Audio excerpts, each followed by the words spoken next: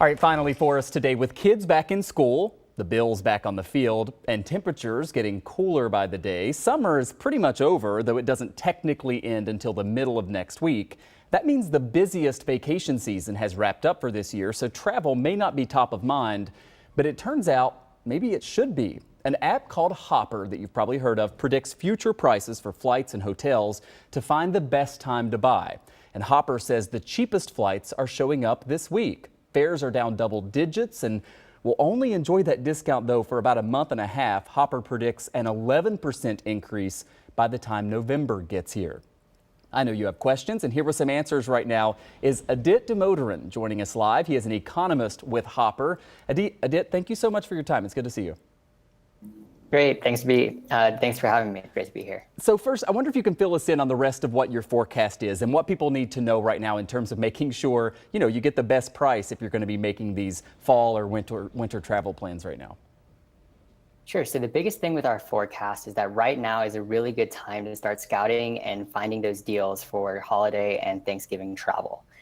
So we're predicting that right now this week, you're going to find some of the best prices for Thanksgiving and Christmas travel. Prices are down about 10% from the summer prices that you saw for both domestic and international airfare.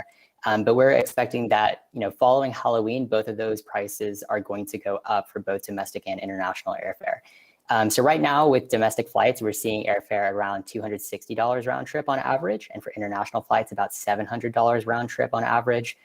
Those are both really good deals. So we really encourage travelers to start looking for those deals this week. Yeah, you don't want to waste any time or you'll end up paying more.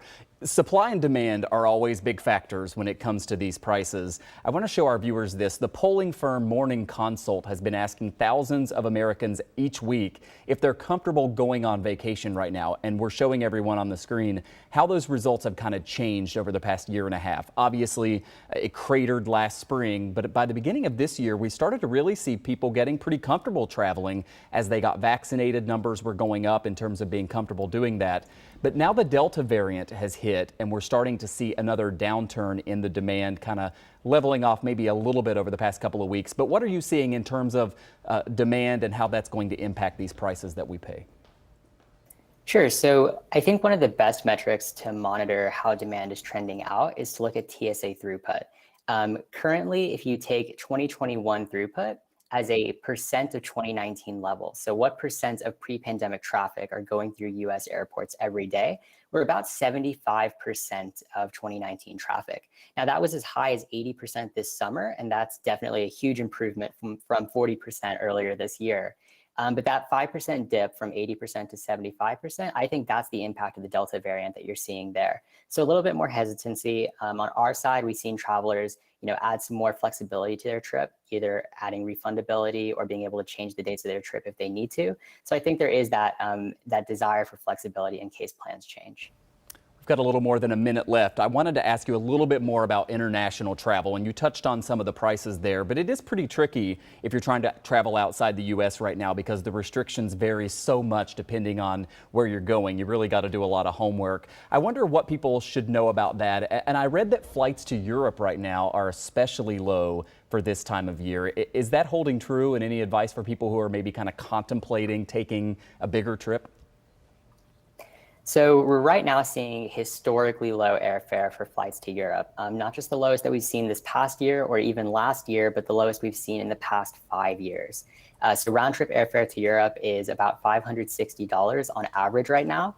Now that comes kind of on the heels of the travel advisory from the EU, which is starting to restrict non-essential travel from the US for unvaccinated travelers.